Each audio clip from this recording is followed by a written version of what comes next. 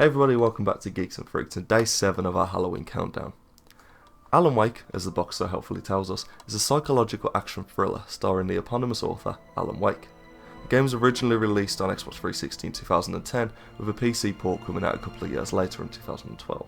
The story of the game follows Alan as he travels to the quiet mountain town of Bright Falls, primarily to get some much needed R&R, but also in an attempt to pen his new novel, from which he's been delaying writing due to severe writer's block for the past couple of years. The narrative takes a supernatural turn early on, as shadowy figures from Alan's stories start to manifest themselves in his nightmares. Shortly after, Alan awakes to find his wife missing, a new book penned by his hand, and the shadowy figures from his latest work appearing as ghostly apparitions in the real world. The story, in line with its focus on literature, is told primarily through the use of voiceover, as Alan, in his awfully tone, details the going on of each scene.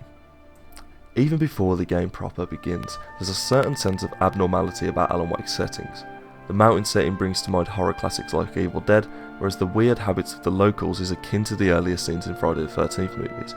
Everybody acts like stuff is fine, but we as the viewer know that something is up. The game owes a lot to surreal American TV shows like The Twilight Zone, with its rural American setting and greyish blue tones. The nods are clear in the visuals alone. But in addition to the story, as well as the fact the game contains a live-action Twilight Zone rip-off named Night Springs, it's obvious that the developers were fans.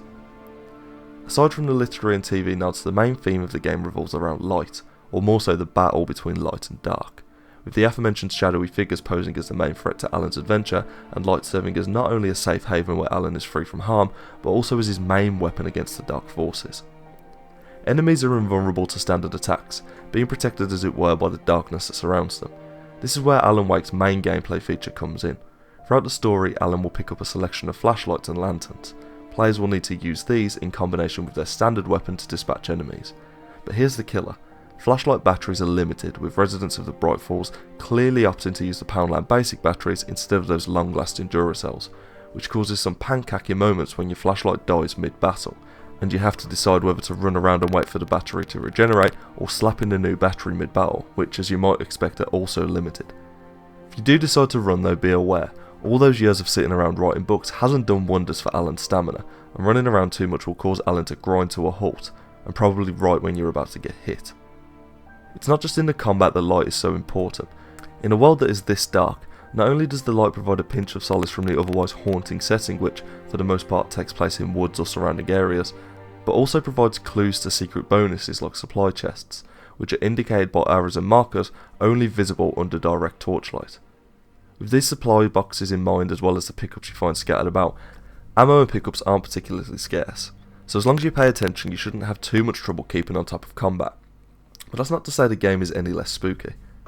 The shadowy figures, or as we learn they're called Taken, don't always appear straight away, but you'll be sure to hear them mumbling about mountain walks or some other mumbo jumbo off in the distance, leaving you safe in the knowledge that you're definitely not alone, which along with the fog-ridden forest floor and deserted locales proves a pretty creepy combo. As the game progresses, the gameplay remains pretty formulaic, and whilst it does have its good moments, if you're looking for a game that mixes it up every 5 minutes, this might not be the game for you, especially considering the bounty of horror titles that have been released in the past 6 years. But if you're after a game that's got tons of atmosphere and is a bit of a fun romp, this might be right up your street. Just be prepared for a story that, whilst pretty enjoyable, does take itself a little bit more seriously than it needs to at times.